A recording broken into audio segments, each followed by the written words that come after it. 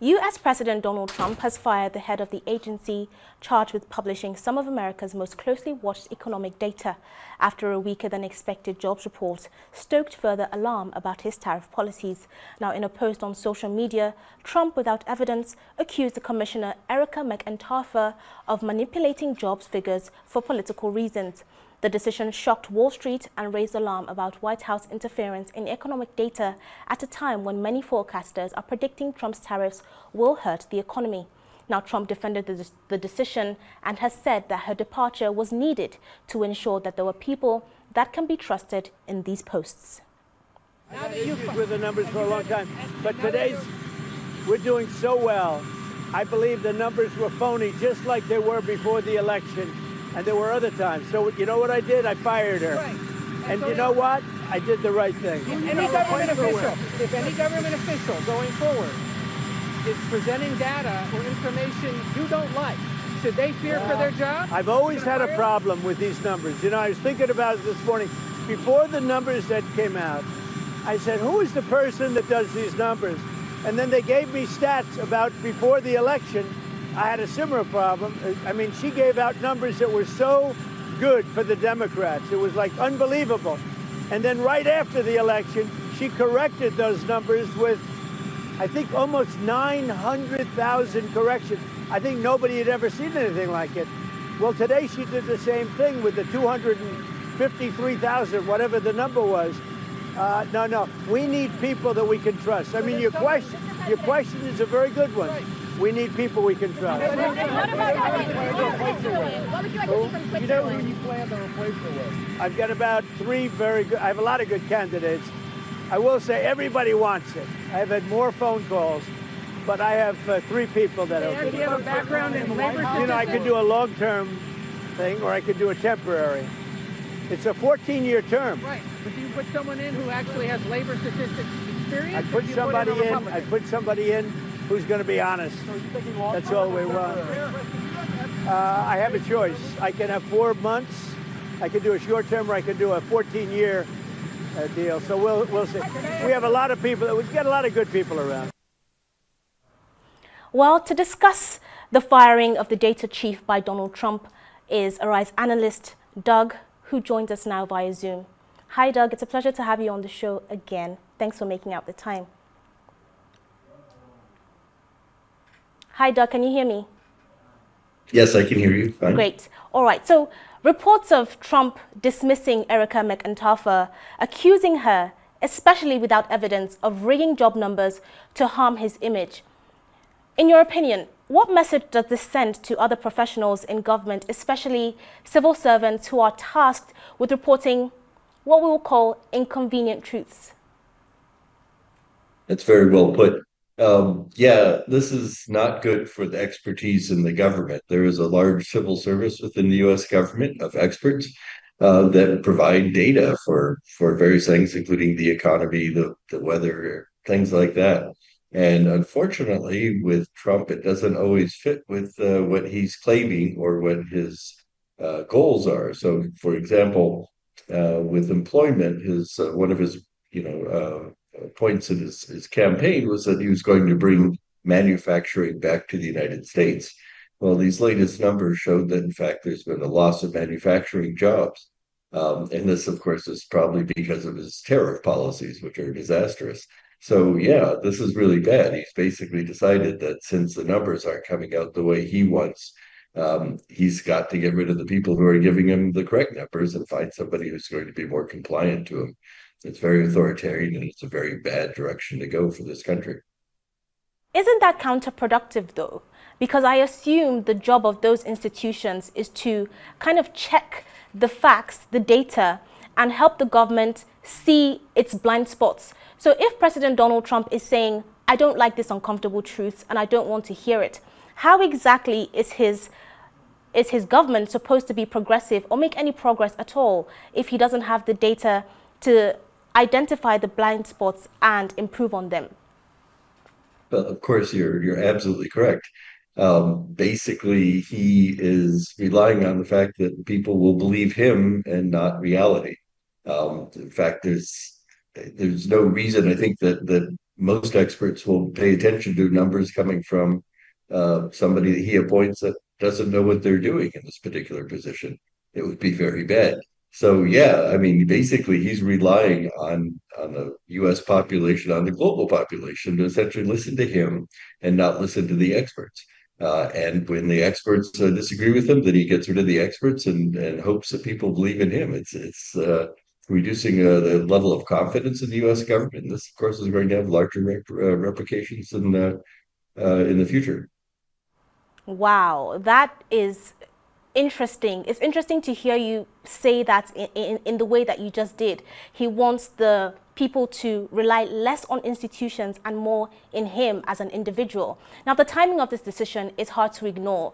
It came directly after a disappointing jobs report, like you mentioned, and amid growing criticism that his Trump's tariff policies are particularly renewed levies on countries like China, Mexico, and even African nations like Nigeria. We've just got some new tariffs as well. And the commissioner was simply a convenient scapegoat for deeper economic anxieties, do you think?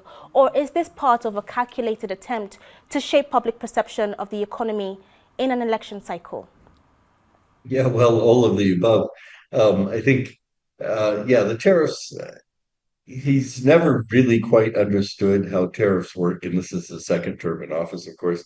Tariffs are essentially a tax, or the tariffs that he puts in are a tax on Americans. And when he puts taxes, tariffs of 15 or 50% on other countries, it means that Americans are essentially paying more taxes to the US government. It's a big drain on the economy to do this sort of thing, and it's disastrous.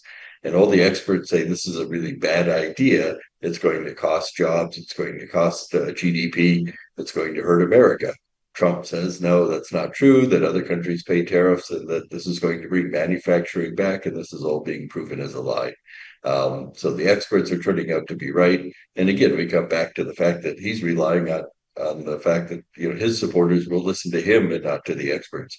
It's disastrous for America. Now, why is he doing this?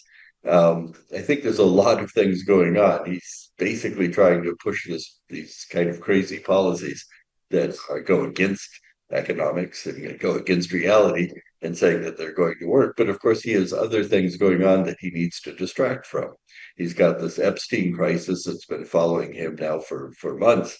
And is kind of coming to a head. And perhaps the Epstein crisis is the one thing that may break his hardcore followers, who many people say are part of a cult, that may break them from following him because there's a lot of information coming out. So for Trump, creating new controversies and, not just with firing this labor statistician, but things like building a new wing on the White House and changing the names of a opera house in the Kennedy Center, all sorts of things that he's throwing out now that kind of distract what's going on. So yes, the tariffs, the job losses and everything are there, and Trump has a real knack for sort of trying to distract from things that are hurting him.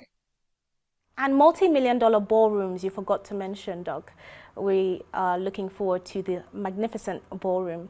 But before then, moves like this, discrediting data, removing officials, demanding loyalty, echo patterns seen in more authoritarian regimes. Do you think Trump's leadership style is crossing the line into full-on authoritarianism?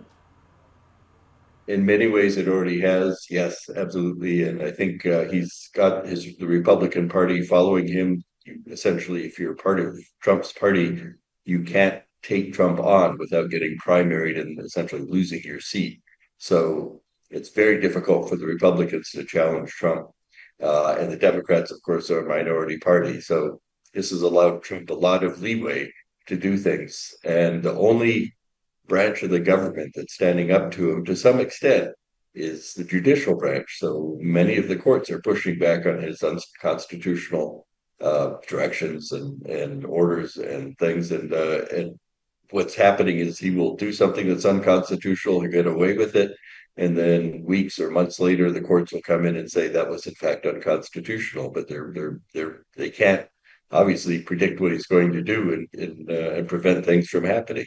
So yes, he's doing a lot of things that no other president has tried to do or gotten away with. And it's very difficult to push back on it. He's incredibly authoritarian, and I think the fact that he buddies up with authoritarians abroad is also another sign, a bad sign, I think, for American democracy. So yes, we have a lot to worry about, not just in the United States, but around the world. The United States, which has been sort of a stable a force for good since the end of the Second World War, is now turning on itself and running into this authoritarian stream, which is going to be disastrous for the world economy. It's going to be disastrous for the world security. It's very bad. We'll see what happens if the courts are able to reverse some of the crazier things, especially the tariffs that Trump has been pushing. Then maybe there may be some hope. But right now, it's we're in a very bad situation where we're not seeing a whole lot of pushback against his authoritarian tendencies. Well, we're going to hope that the courts at least will continue to check him in this way and push back on some of those authoritarian, orders that he's made. Lastly, Doug, what would be the fate of the US if global markets begin to question the credibility of US economic data? What's at stake for American influence, investor confidence, and even the dollar stability? Yeah, well, we've seen the dollar drop 10% since the beginning of the year. We know who's responsible for that. So yeah, the dollar is going to be weaker. The confidence in the dollar is going to fall globally because of these moves against expertise in the U.S. government. If you can't rely on these numbers, and if you're basically allowing a single person to make these sorts of decisions and declarations on what's actually happening into the U.S. economy, yeah, that's going to hurt the dollar. It's going to hurt confidence in the United States and the U.S. government. And I guess we have to hope the rest of the world is ready to sort of take the place, and so that if the U.S. falls out of the sort of leadership, of economic leadership, there's other countries that will step in. Well, it's certainly unprecedented times in the United States of America. Doug Brooks, thank you very much for joining us on Arise America.